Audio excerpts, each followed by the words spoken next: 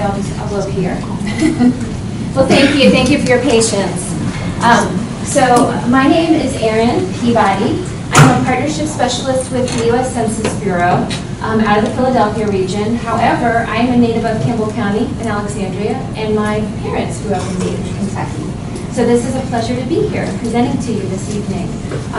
My role is to engage with local communities, city officials, leaders, community leaders across the region to inform you about the upcoming 2020 census, to emphasize its importance, and to get you thinking about ways to engage your community, especially because here in Dayton, and we're able to judge based on some information and mapping we have, that we do have several hard to count, we call them hard to reach communities in this city. So let me review a little bit. Again, I apologize for the technical difficulty. It would have been more helpful, but that's okay.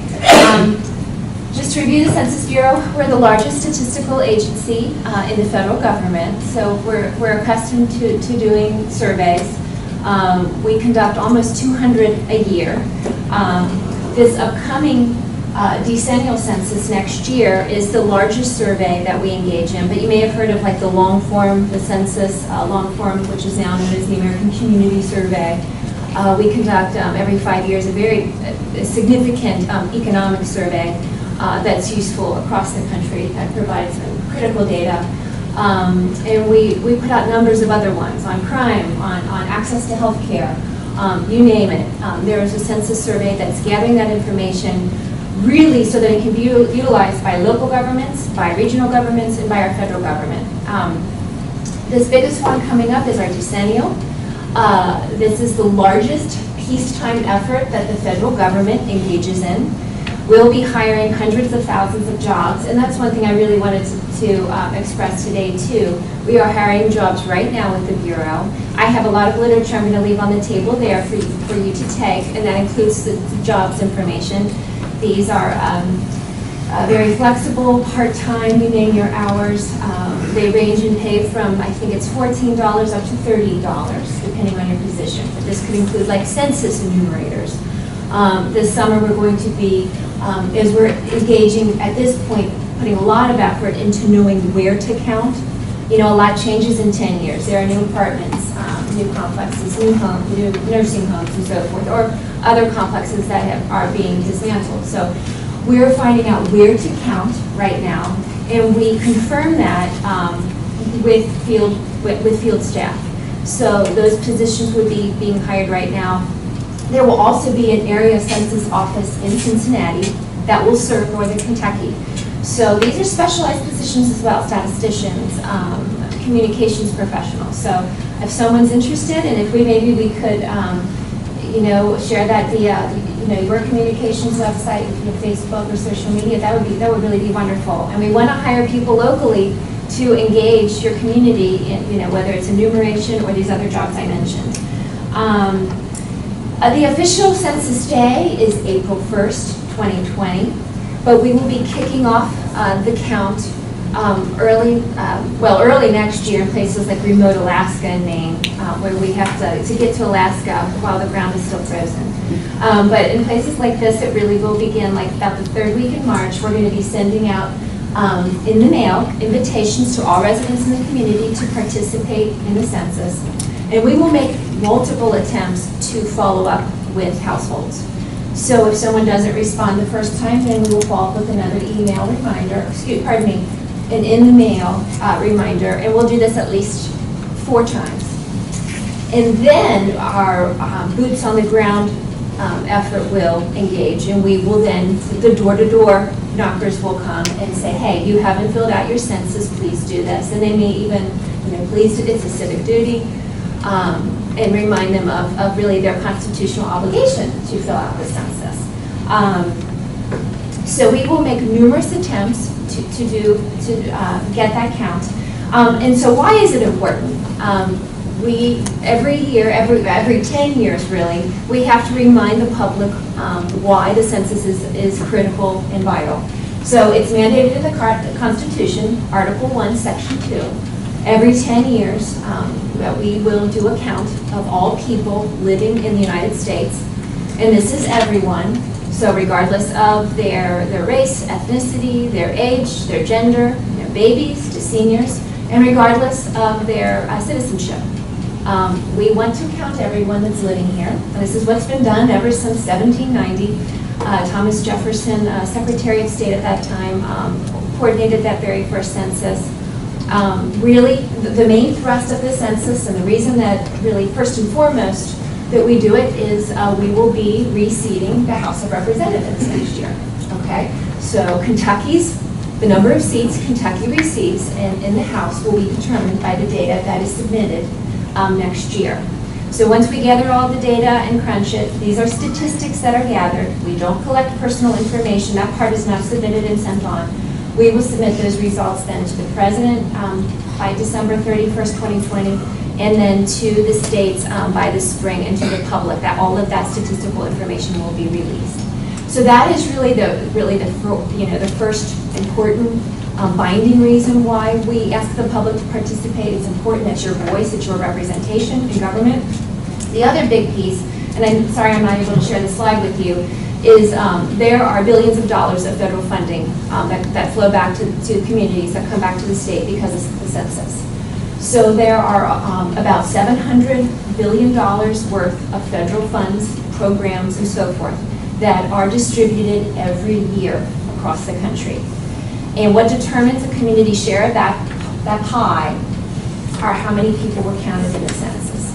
And of course, this money will also flow back to the city of Dayton as well. A person that is missed in Kentucky, there was research done with the George Washington University, their policy institute. A person who is missed in the census, or who does not want to participate next year in the state of Kentucky, will cost the local community $2,021 a person a year.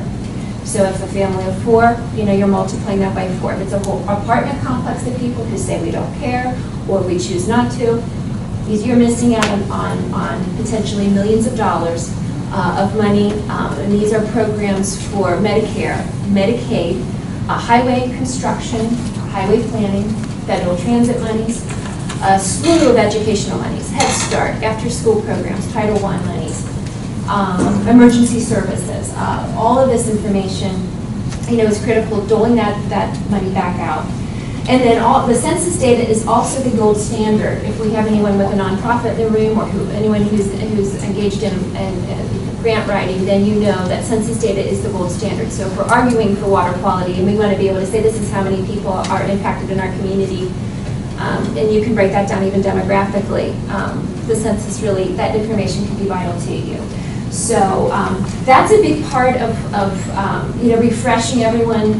The civics refresher is that this is important, but it's conveying that to everyone in your community, people that don't care, people who don't know, people this may be their first census, young people, reminding them of the importance of this and what it's about. Like I mentioned, we are engaged in right now the local update of addresses. There's probably someone in your city who's been contacted by our geography department, so again, we know where to count. We're going to be confirming that later this summer. But at the start of next year, we really will ramp up education and our communications campaign. And of course, we're going to be doing a lot of that across the country. We're going to have a ground game where we have people that are engaging face-to-face. And we're also digitally going to be engaging social media, billboards as well, to really reach out with special messages for people based on whatever concerns they might have.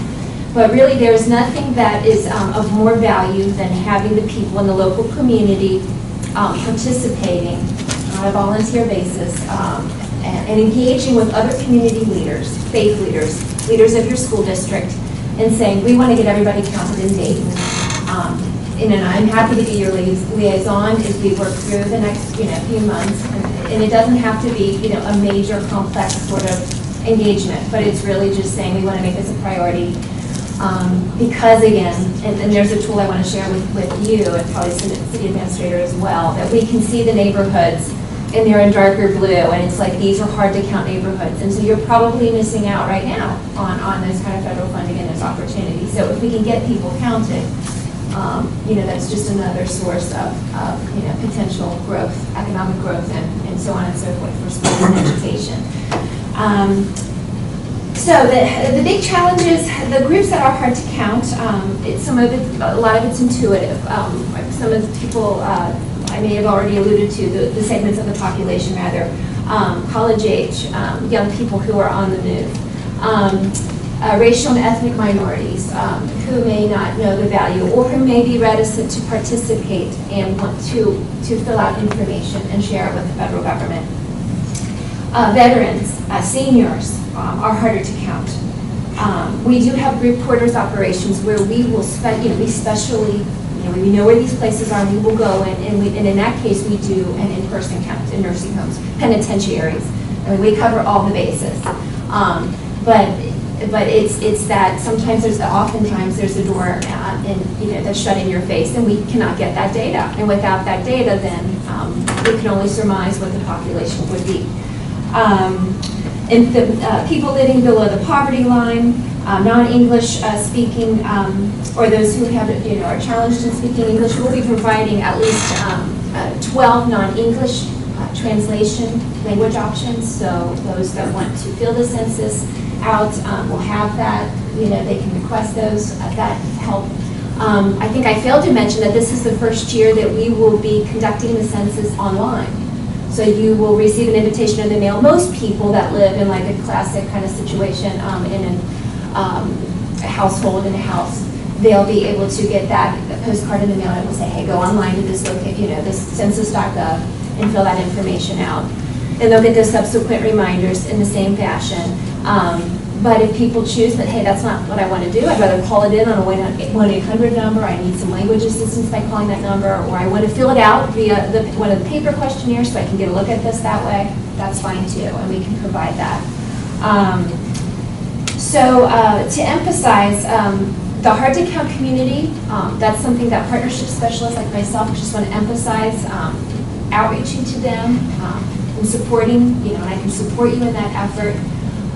But one of the tried and true ways that we have been able to make inroads into those hard-to-count populations are what we call complete count committees. So this is another kind of a CCC, kind of government acronym.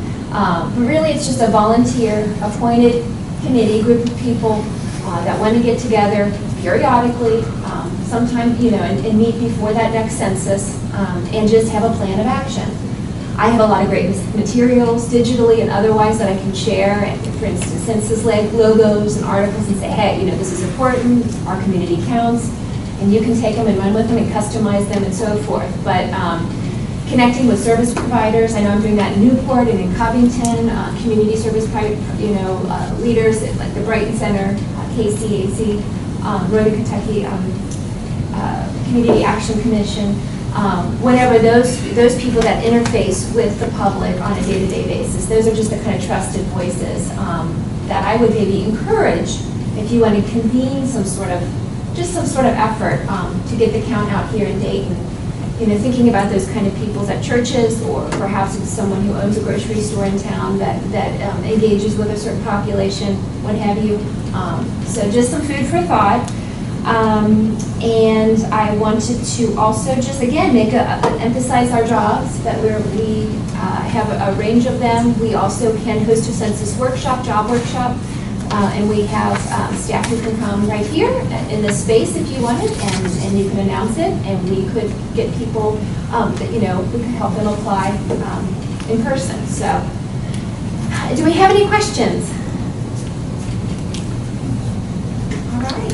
Well, I assume we'll follow up in the weeks to come. But I would stress the value of maybe giving it a little thought, just because of potentially missing out on some of those populations and the funding here in Dayton. So, thank you so much. Appreciate it. Thank you, Mrs. Kendrick, and I promise you that our city is 100% behind you. All right, So wonderful. If you need any assistance, just feel free to reach out to Mr. Kiffin or myself, and we'll help you out. That's right. We want to get you counted. Thank you. Thank you.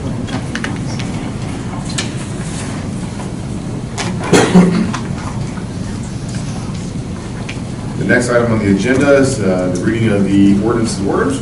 Second reading. First one is number 2019, number 8, amending the 2018-2019 budget. City of Dayton, Kentucky ordinance 2019 number 8, an ordinance amending the adopted City of Dayton, Kentucky's annual budget for fiscal year July 1, 2018 through June 30th, 2019, and estimating revenues and resources and appropriating funds for the city to the full extent authorized by KRS 82.2082 and the interpretive case law. This ordinance amends the budget for fiscal year beginning July 1, 2018 through June 30th, 2019 for the general fund, parks fund, by increasing the fund balance brought forward from the prior fiscal year and appropriating those funds amongst the categories of general government, police department, and utilities and operations. Second reading's been made. Do I have a motion to accept the 2018-2019 budget amendment? I'll make a motion to approve 2019 numbers. Motion is made by Member Lynn. Do I have a second? Second. Second by Member Burns. Roll call, Tiffany, please. Oh, wait, sorry, comments. Do we have any comments? The total is? That we're moving over? Sorry. The total amount of dollars moving over. The general fund is going to be $132,000 fund balance forward, and the parks is going to be $69,175. And then under excess of resources over and under appropriations, under the parks, we're looking at $34,775. On the chart right here, for the general fund appropriation, everything that's in the blue is pink. That's what's moving forward, general government, and police department. Thank you. Any other comments from council? A motion and a second by Mr. Lynn and Mr. Burns. Roll call, Tiffany, please. Member Lynn? Aye. Member Wilker? Aye. Member Neary? Aye. Member Basler? Aye. Member Cornett? Member Burns? Aye. So it passes. Now we move on to the second reading of 2019, number 9, accepting the bid of the MCI Metro for a 20-year franchise. City of Dayton, Kentucky ordinance 2019 number 9. An ordinance accepting the bid of MCI Metro for a 20-year non-exclusive franchise for the use of the public streets, alleys, and other public grounds in the city for the transmission and distribution of communication services through and for consumption within the city. This ordinance adopts and incorporates a 20-year non-exclusive franchise agreement as required in the Kentucky Constitution, Kentucky Revised Statute, with MCI Metro for the use of public streets, alleys, and other public grounds for the transmission and distribution of communication services throughout the city of Dayton.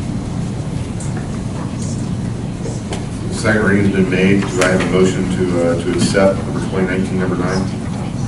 So moved. Moved by Mr. Volter. Do I have a second? Second by Ms. Burnett. Do we have any comments? Any comments? Roll call, Tiffany, please. Member Wilcher? Aye. Member Neary? Aye. Member Basler? Aye. Member Cornett? Member Burns? Aye. Member Lynn? Aye. So moved. 2019, number 9 is accepted.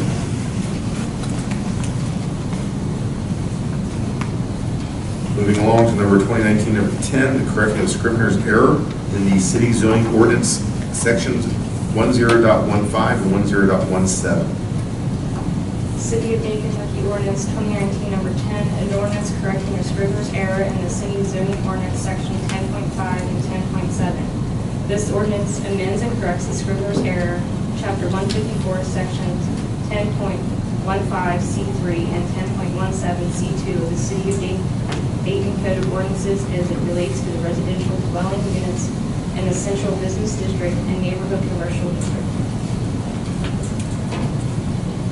Do we have a motion to accept number 2019, number 10? Motion's been made by Member Burnett. Do I have a second? Second. Second by Member Lynn. Any comments? It is 10.15 and 10.17, correct? That's correct, sir. Any other comments? Roll call, please, Ms. Myers. Member Neary? Aye. Member Baszler? Aye. Member Cornett? Member Burns? Aye. Member Lynn? Aye. Member Wiltshire? Aye. Unanimously accepted. The last second reading for the day would be number 2019, number 11, modifying and adopting the amended Manhattan Harbor Community Pattern Book. Ms. Myers. City of Dayton, Kentucky ordinance 2019 number 11, an ordinance modifying and adopting the amended Manhattan Harbor Community Pattern Book. This ordinance adopts and incorporates the amended Manhattan Harbor Community Theme Pattern Book as previously approved by the City of Dayton Planning and Zoning Commission. The pattern book is also required to be included as a deed restriction for any property in the Manhattan Harbor development conveyed by the city to the developer. And that is a second reading. Do I have a motion to accept number 2019, number 11? Move to accept 2019 number 11. Motion made by member Volter. Do I have a second? Second made by member Cornett. Do we have any comments concerning? I have a comment. Yes, sir. I attended this planning and zoning meeting when this draft book was brought up. I'm all in for the development.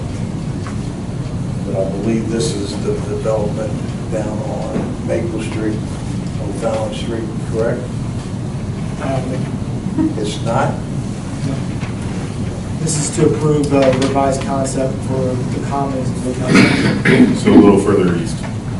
This has nothing to do with the ones they want to build on the river in front of O'Fallon and Maple. The three dwellings they want to build. Huh? You mean Walnut? Not Walnut, I'm sorry. Walnut and O'Fallon. Yeah, no, that's already been approved. This sets for the revised concept in the commons, which is the single-family section, I understand and the that. lookout, which is the smaller single-family I section. understand that, but it's not going to affect the buildings that the developer wants to build on the riverside in front of Walnut and O'Fallon. Yeah, it affects the lots that are on the riverside between Queen City. What they want to develop. Yeah. My comment is, I'm all for development, but they want to put 3 more developments down there. I said this in the planning and zoning meeting, I'm saying it now, I want it to be part of the record. I don't want to see 3 unfinished buildings down there. The citizens of Dayton don't deserve that. They've been working on this development on Walnut Street or O'Fallon Street, wherever you want to call it, for 2 years. They told me that they've had to deal with the Corps of Engineers. That's fine, I understand that. But I don't want them to start another one and to start another one and have 2 or 3 empty buildings down there for 2 or 3 years. Citizens of Dayton don't deserve that. The one that's going up down by the Marina now, that'll be finished in 6 months from now or thereabouts. So they're going gangbusters.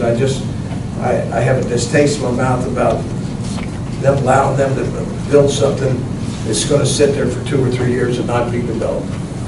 So I want that part of the record. Thank you. Bill, let me just make a comment, though. The pattern book really has nothing to do with the individual developments, other than the fact that it's a control mechanism for the city. I understand, Jeff. So I understand. But I just want everybody to know that they're wanting to build 3 other developments down there, and I don't want to see half-finished buildings. Your comments, Mr. Burns? Do you have any other comments concerning engineering? Yeah, at the planning and zoning meeting, if anybody didn't see this plan, it's pretty amazing. Pretty much everything that's not filled in now by housing will be filled in with housing. And the residents that are currently down there in those homes also attended that meeting, and in talking to them individually and the public statements they made, they were all for this. And if this goes through, we've seen a lot of different proposals like this that have come before planning and zoning and us. I'm really hoping this goes through. It'll be gradual, they can't do it all at once, obviously, depends on the market. But one of the things that was brought up by County Planning and Zoning, Cindy Minner,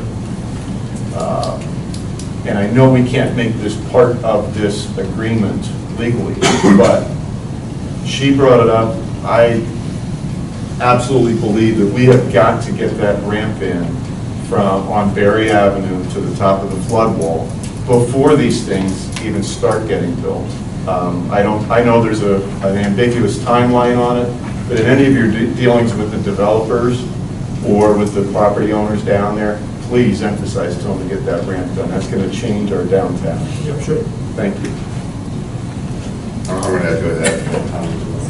We can get with the developers and see if we can get some concrete things online, because the most important part, not the most important part, but a very important part of that development is them visiting our Main Street, our schools, so we need to have that ramped up.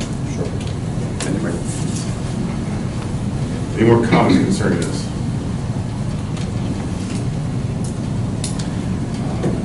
Take a roll call, Ms. Myers. Member Baszler? Aye. Member Cornett? Member Burns? Aye. Member Lynn? Aye. Member Wilcher? Aye. Member Mayor? Aye. Another unanimous decision. We'll move along to the first reading of the ordinances. Today we'll have number 2019, number 12, the compensation and number of authorized positions for employees under the Dayton Job Classification System. City of Dayton, Kentucky ordinance 2019 number 12, an ordinance amending ordinance 2018 number 5, setting forth compensation number of authorized positions for employees under the Dayton Job Classification System. This ordinance amends the Dayton Job Classification System by amending the amount of pay for several city employment positions and the number of positions available. And that was the first reading. Move along to the reports. Mr. Giffen, if you could please deliver your administrative report. Thank you, Mayor. First thing I have is we received the bids for the public safety radios, the 800 megahertz radios, for both police and public works. We received one bid for Mobilecom. For both departments combined, they bid $96,232. I'd like to ask for a motion to allow the mayor to enter into contract with Mobilecom for the radios.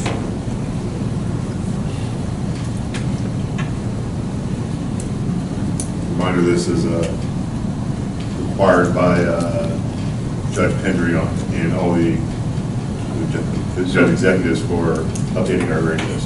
Or accept the bid at least. One bid, is that all we We got? received one bid, Mobilecom. Correct. That was it. Maybe you said police, fire, and city workers? No, Just just police and city public workers. Police and public works. Not fire, so that's going to come under their budget? Before we make a motion, can we ask why there's only one bid?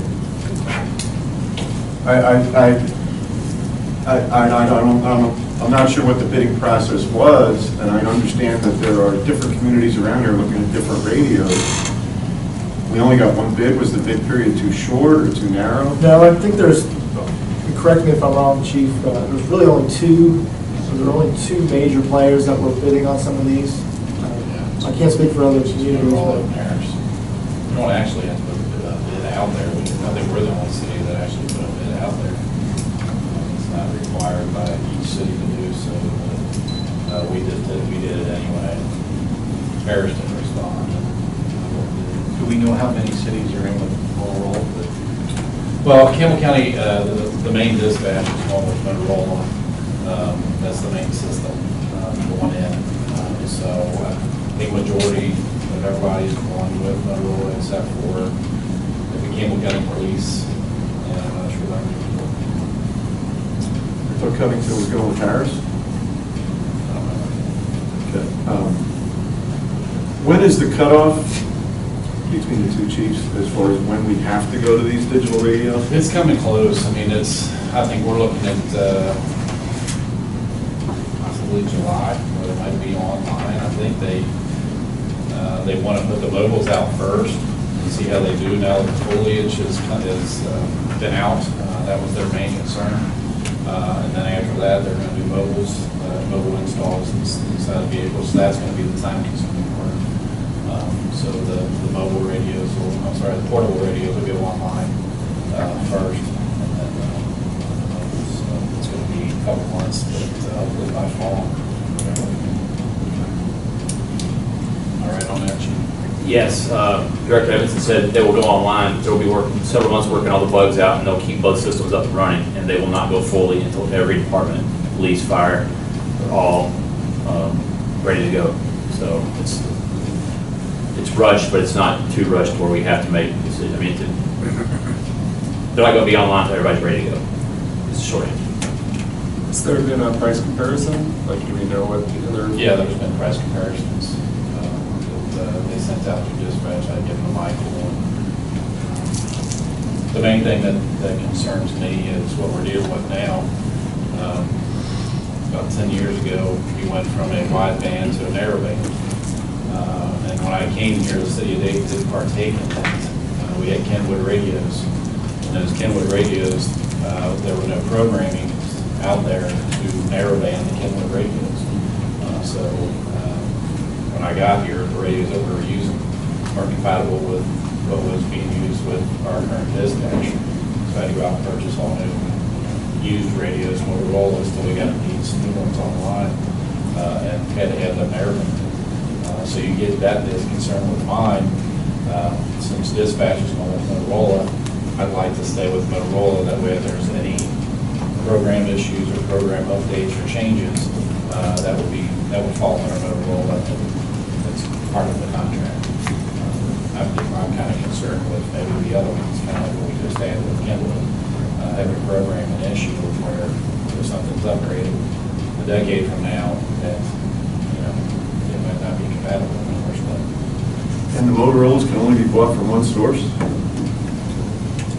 I mean, I don't know the logistics of that, I just know Yeah, who bid on the there's project. one representative around here, Al Guidi, he's the regional manager for this area. Has this been in the budget? This has been on for several years. Then I'll make a We knew motion. this was coming, yeah, we're getting ready. Got to do it. Got to do it.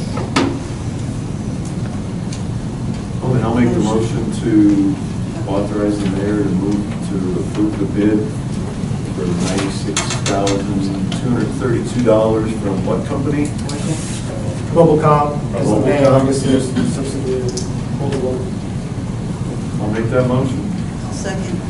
Motion's been made by member Neary, the second by Ms. Burnett. We have any more comments concerning? I think a roll call, Tim. Member Cornett? Yes. Member Burns? Aye. Member Lennon? Aye. Member Goldberg? Aye. Member Neary? Aye. Member Basin? Aye. Ayes have it. We will enter an agreement to purchase new public safety radios for the police and the public works department. Mr. Giffen? Yeah, just a few quick things, housekeeping items and some updates. I received the comprehensive plan today, and I've been waiting for that draft to come in for a while. I haven't reviewed it, it came in late today, but I just wanted to let you all know that was received. And we'll take the next steps in getting that out to you all for review as well. First phase of Riverfront Commons is under construction in Dayton. Cruz Construction was hired to do the construction. They started a couple weeks ago, making some progress, so we're hoping to have at least the first section of trail opened up by sometime this year, hopefully by the end of the summer. And then real quick, just on Manhattan Harbor, just a quick update on the two big projects that are going on. Tapestry, which is 270 units down by the river, and Gateway, which is 74, closer to O'Fallon. Obviously, both of those are under construction, and it's a race to see who can finish first. The update I wanted to give Tapestry, originally, I was assuming that they would probably start leasing sometime next year. I talked to the developer this morning. They're actually going to start subleasing. They expect to have one of the buildings open and ready to go.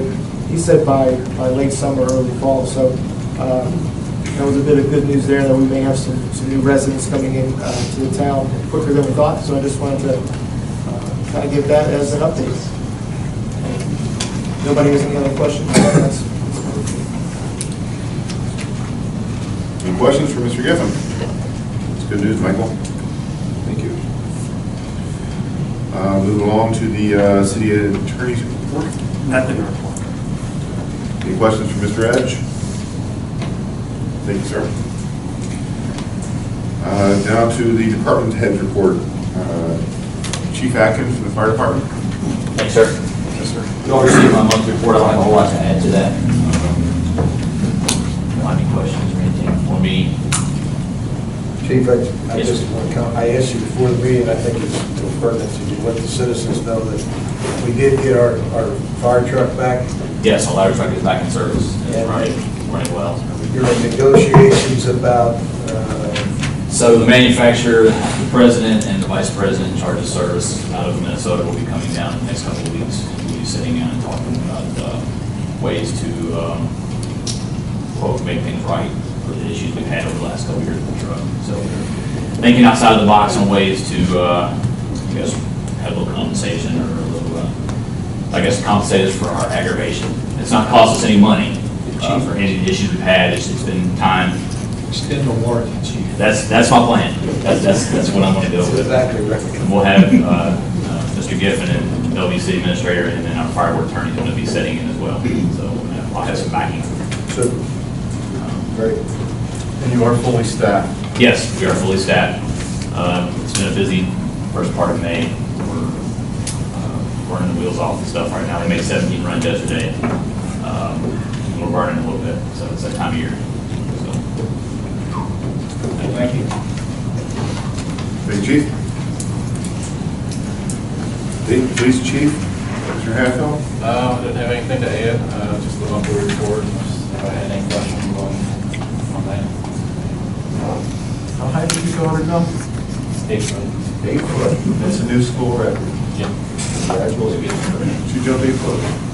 Yeah, she got the high school record, I think it was 7.6 by hanging down, so she got 8 foot. So it's not bad when, we don't have a pit down here to practice on, so I think the boys and the girls are doing very well this year, the whole track. Just got clear. Chief, I do have a question for the chief, and this ties back to what Mrs. Metz was coming to. I purposely drive 25 through town, and it's amazing. And I do it, I come through town a lot, rush hour too. It's amazing from O'Fallon to Irvin, and I'll have 5 cars stacked up behind me. Same way the other direction. Coming up or down Dayton Pike, forget it. I always have these great BMWs right on my butt. Nonetheless, the speed limit in town is 25, correct? All through town. Yeah, speed limit in town is 25. What we're doing to address that, we don't have the funding this year, but next year we got with Public Works, Public Safety Grant that we have, is to try to purchase a mobile speed limit sign. Kind of like the one you see in Fort Thomas. It's pretty much the same one where it blinks if you go over. So we'll try to post areas in town, like when you first come into town, Manhattan Boulevard, Dayton Pike, because we can pick it up and actually move it. Batteries last for several months, and about 3 weeks, we say. And it has data for speeders coming into town that will give us, how many, it'll give us the time when people are speeding, if they are speeding at all, how many are speeding, how many cars come through. We'll do a speed study, kind of like what we did at First Point. So we can move it to different areas, and then if we have a new area comes up, we can always move it, transfer it around. And then also, we got signs to put up, some stop signs, just a friendly reminder to stop at the stop signs. Is, stopping's free, and if not, it's $168 to stop at stop signs. So that's kind of a big thing in the area. We have so many stop signs in the city. We have a lot of people that roll through in certain areas, and it gets to be dangerous at certain times of the day. So I thought Bellevue had one of those signs, right behind their city building. I don't know if they do or not, but we've had the signs for the past couple weeks. I don't know where they have them in. We got about 10 signs put through town. They're pretty big. For the stop signs. Yeah, for the stop signs. I'm talking about the speed monitoring. Speed monitor, roughly, I think it was 3 by 3 foot high, or maybe 2 foot high, 2 by 2. We had one on 6 at one time. Yeah. For a couple of weeks. Yeah, so we just didn't have it in the budget this year, but that's something that It's amazing. when they're coming into town. Yeah, it's amazing. I mean, you're on a familiar street, you're cruising along, and especially that 100 block, it's so wide, and you look down, and it's like, oh my God, I'm going 35 miles an hour. Especially with the pedestrian safety month and the more traffic and more new people coming into town and everything. Is there any plan to increase speed monitoring, especially on the avenue, like just parking a car there with the radar going? We had, I mean, we had one today going 40. Obviously, it was cited, so just as long as you get out and be visible and try to get out there, certain times of the day, and tends to slow people down. That's what I'd like. I've seen your officers a lot along the avenue, and it slows, I mean, I do a double check. Yeah, it slows people down, but so they pass them sometimes, after they pass them, they come speed back up. We're trying our best on the avenue, because we know how the people crossing the crosswalks in certain areas of town, it's kind of easy, so. Knock on wood, we haven't had, pedestrians try to go on, so. Understood. Thank you. We got somebody running the red light terrace Sunday.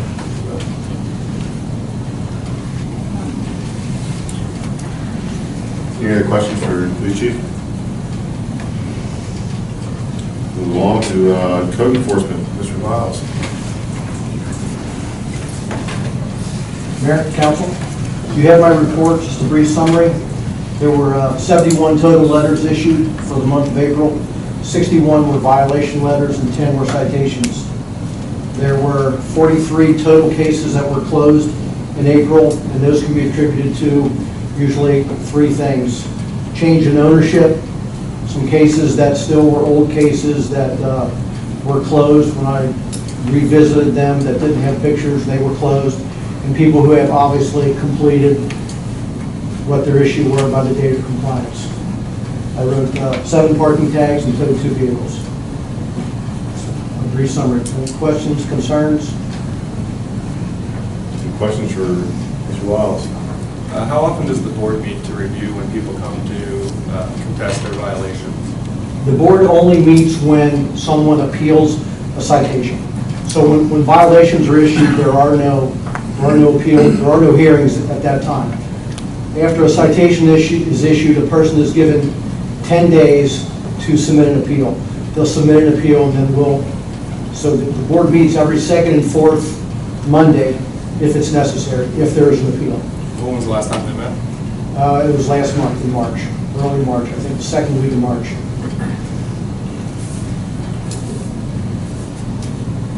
Any other questions? Thank you. Mr. Wiles. Moving along to economic development. Mr. I'll give you no copies of my report, go over it real quickly. Main Street started a new program, I mentioned it 2 weeks ago, the Dayton Flea. We're going to have kind of a flea market craft sale on the third Saturday every month, June through October. So the dates will be June 15th, July 20th, August 17th, September 21st, and October 19th. Spaces are available, 2 types. Spaces without electricity will be available for $10. Spaces with electricity will be available for $20. So we want to do something there. If you want to talk about reserving a space, we'll have a page up on the website tomorrow, which is about done, called DaytonKY.com/DaytonFleet. Main Street, I mentioned last time, but we'll be taking over the Taste of Dayton this fall, and we're looking at doing it on the weekend of the 21st. We'd like to do it on Saturday, depends whether KYTC will let us close the street on Saturday, or we have to wait till Sunday. We've made sure that Pittsburgh is not playing the Cincinnati Bengals that day, because that was in place last time. But I have no control over the weather, but we're moving it into September. I hope we don't get a great mist. Our next Main Street meeting will be Tuesday, May 28th, 2019 at 7 p.m. at Hometown Heroes. We're still continuing the tradition we started last year of having summer meetings at our restaurants on the avenue. We try to support them and make the meetings more enjoyable. Talk about CCAP. I provided, 2 weeks ago I forgot to bring this, it's on my desk, so I brought spreadsheets for CCAP expenditures for the last where we are in the last quarter. I think facade and structural, this program, I think this is the best year by far. You can look up down the street, you can see all the construction projects that are going on. Right now, facade and structural, we had budgeted $75,000. We are at $74,863.45. So there's not, essentially, there's no more left to go for that until we look to fund it next year. We go over the rental abatement. Councilman Burns brought up the point, and I will do this for my next report. I will put what months they're at, so you don't know how many months somebody has left on that. And also which address, Bob? What? And also which address this pertains to. Okay. I guess your point, I know them by the owner's name, but I'll add that in, that would be fine. Signs and everything else is pretty standard. We've got a sign request coming up probably for next month, which gives you an idea of the success we've had with that. Talking a bit about grants, we did 2 in the past 2 weeks. One was calendar year 2019 TAP grant, about $315,000 to do a sidewalk along Dayton Pike from Chateau Ridge to North Bend. We have the one project coming up Dayton Pike, the SRTS project, and Fort Thomas is working on another project coming down through there to North Bend, and we will have a gap from Chateau Ridge to North Bend Road. So we put in a request for that. So we'll see about that. The other grant I submitted the past 2 weeks was the recreational trails grant, trying to address putting the trails in at Sergeant Park and trying to address issues with the Don Ash improvements there. So that was submitted. That was about $115,000. I would expect we should hear back by these probably around October, so they can hand out big checks before the November election. I could be wrong, that is just my guess. Seems to be the reason why these grants were both grants had very shorter than normal time frames to complete. We usually have 2 to 3 months to complete a grant. In both cases, we had about a month. So, but it's important, the opportunities are here, they don't happen enough, and I want to make sure we throw our hat in the ring. So we have. The next one coming up is the Land and Water Conservation Fund grant. We're looking at Spanish Park. We're doing some improvements again in Sergeant Park, especially around the picnic pavilion, bathrooms, and those type of things. So that will be due on May 30th. We had a public meeting at the Main Street meeting to talk about this project, part of the grant requirement.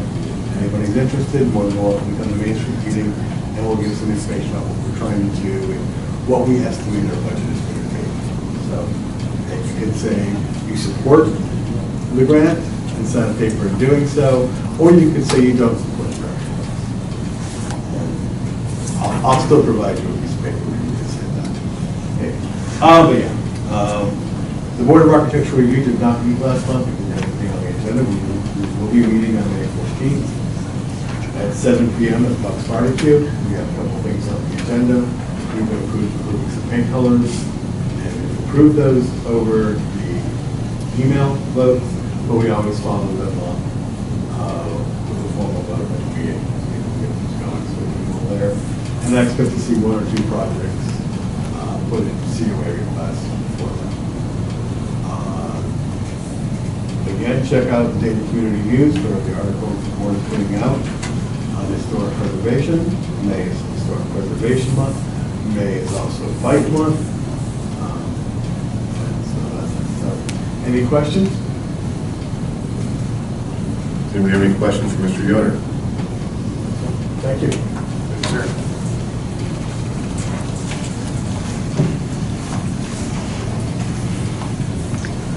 Moving along, do we have any correspondence? Thank you, Ms. Myers. Moving along, any petitions?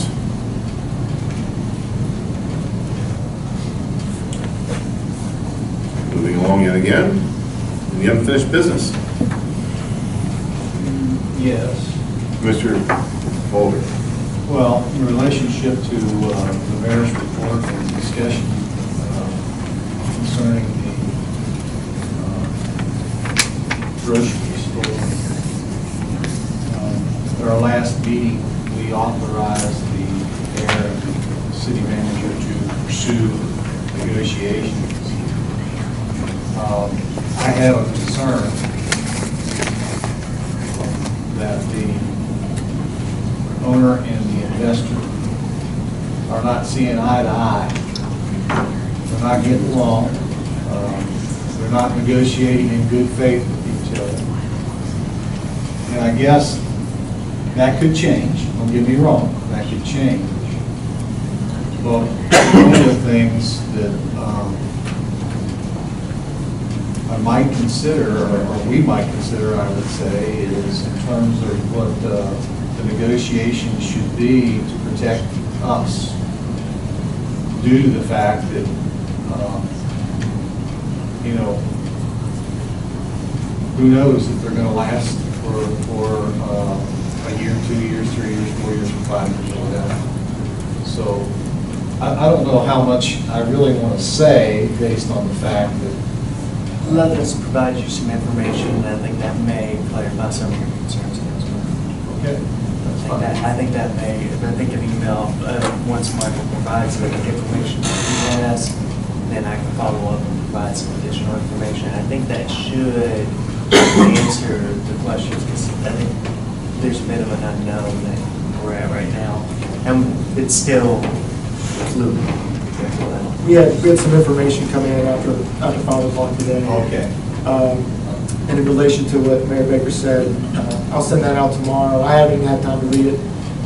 I'll send it out tomorrow, and then I'll talk with the mayor. We can decide if it's something, and I can talk to you all individually if it's something we want to move to maybe have a special meeting. Good enough? Thank you, Mr. Walter. Any other questions on unfinished business? Joe, leave your hand up. Yes, sir. Last month, again, I asked about pricing on the flashing pedestrian signs for our consideration. Has there been any pricing investigation done on that, or? Nope. Okay. All right, if you could put that on. I'll gather something. Flashing signs. Anything else, Mr. Herring? Wow. Anyone else with unfinished business? Moving along to new business. I got something. I want to talk about 6th and Berry. Last week, the lights were out. It's not what you think this is. Last week, the lights went out from the storm, and you put up temporary stop signs. That's beautiful to watch. That works. Well, it's supposed to be when the lights go out at a four-way intersection, it's supposed to be a stop sign anyway. We just put them out to reiterate that point, and we put it out on the Facebook. It's the department Facebook page as quickly as possible so people know that. There were in the beginning people running that, so that's why we do that. Right. My point is it works with a four-way stop there. I come through there in the morning when people are trying, they're eastbound people are trying to turn left to drop off their kids at school. It's a nightmare. Coming around the bend from Hansman's, you can look at the yellow line on the road. People are speeding and cutting over the yellow line. It's a very dangerous intersection in the center of our city, a block from our schools. Trying to get onto 6th Avenue from Berry, good luck. I've sat there for minutes waiting for that light to change. I would like to make a motion to change 6th and Berry to a four-way stop. I'll second the motion so we can get a point of discussion going. Motion's been made, the second's been made, now we bring it to the comment section. Let me just start by saying, if that's the case, I'm more than happy to have a discussion with KYTC. I think we have the authority to probably mandate that. Just want to preface that, based on prior discussions I've had, once you take it away, you may not ever get it back. Could we move that light? If we put a four-way stop there, could KYTC move that light to like Vine Street? Is that- Take the Pike or Vine? We've had the discussions, Might be Pike. the discussions we've had with KYTC in the past, And it's been a couple of years, so the tune may have changed. But the last time we had a conversation regarding some of these topics about could we put something at Walnut or Vine or move something down on O'Fallon or Open Terrace, the comments we got back were that if we wanted to take something away to move it somewhere else, they would likely not go for that, and they would likely take it away and not put it back. There would have to be substantial investigations on KYTC's part to justify, really get them to justify moving it, but it's worth a shot. It's been a couple of years, so I don't want to say that that's their stance now. Well, I'm thinking about Sixth and Clay where we have a four-way stop, and that seems to move pretty good. And that's a lot of traffic after school there. You know, flashing red. We could go to KYTC and say, hey, for a couple of months, change it to red both directions. Because that would be a temporary measure to see how it works. I mean, if you sit down there for an hour, any time of day or night, and watch the cars flying through there, you talk about trying to pull out on the 6th Street. If you're coming northbound on Berry, or even southbound on Berry, it's dangerous. Why can't you just have KYTC change the light to red in all 4 directions and see how it works? I will certainly ask. The only thing that I saw that might create a problem was traffic was backing up a little bit on 6th with the amount of cars that you had to stop before you proceed to the intersection. Will that traffic back up into the intersection of 6th and Clay? Because it was already, it was by hand, Right. the cars lined up at the stop sign. No, I think it'd be. So, I mean, I'm just saying, I don't know. And I didn't sit there and monitor it the whole time, but, you know, will that be a problem if so much traffic comes through where it backs into the other intersection? So that's, we can see. Would you amend your motion to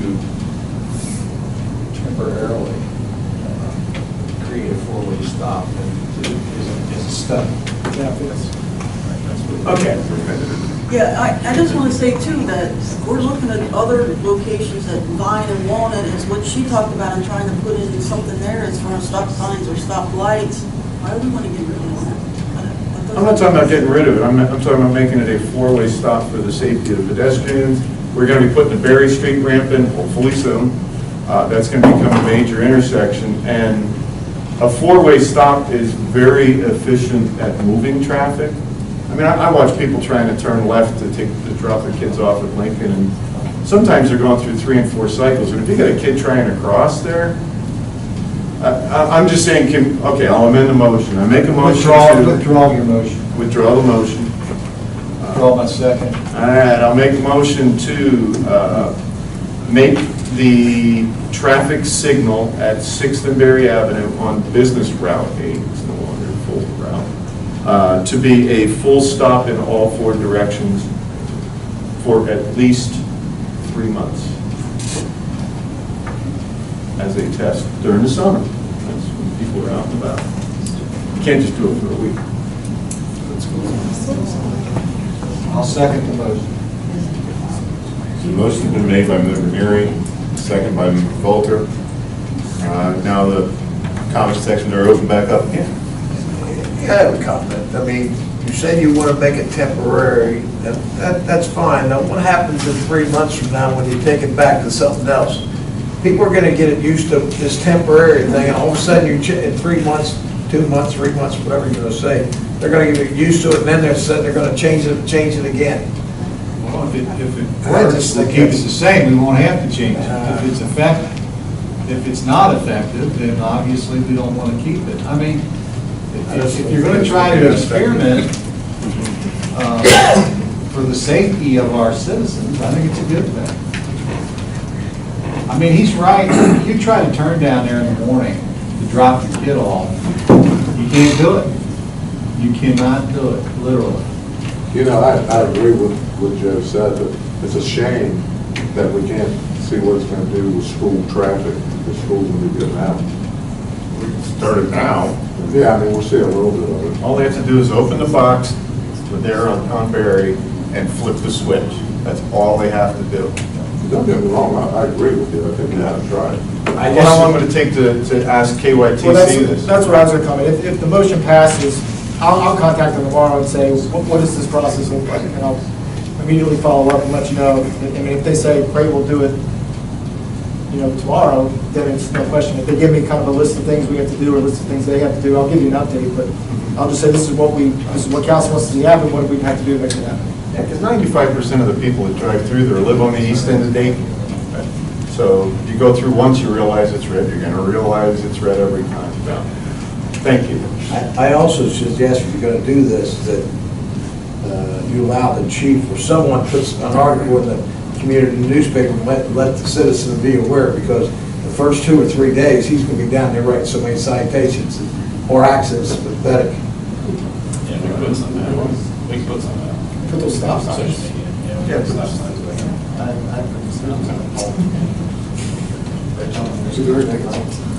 So motion's been made and seconded, I guess. Motion's been made, second been made. We've had some comments. Do we have any more comments concerning this? Closing the comments section. Will you please have a roll call, Ms. Myers? Member Burns? No. Member Lynn? Aye. Member Volter? Aye. Member Neary? Aye. Member Baszler? Aye. Member Cornett? The ayes have it. Mr. Giffen, if you please go to KFTC and find out how they can do it. The section for new business is still open. Anybody have any new business that I can bring to the council?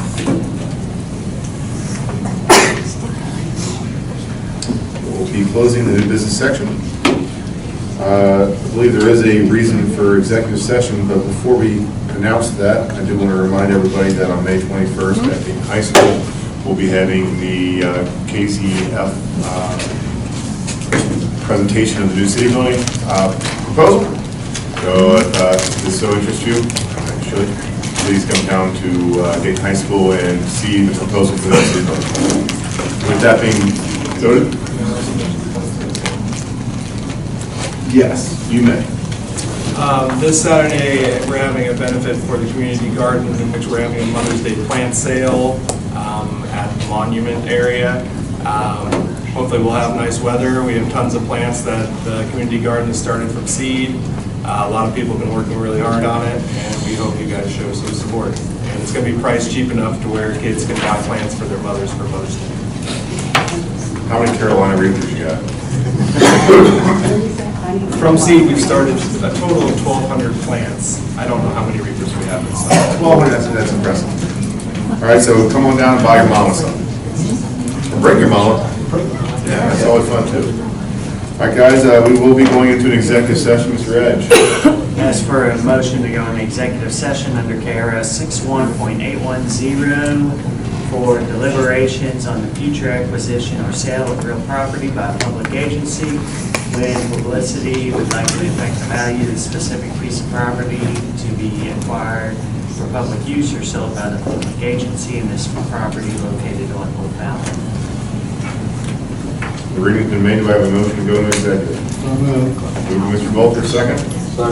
Second by Mr. Lynn. All in all? Aye. Nay. We are now exiting executive session. I'd like to make a motion to adjourn. The motion's been made to adjourn by Member Volter, second by Member Cornett. All in favor? Aye. This concludes today's date.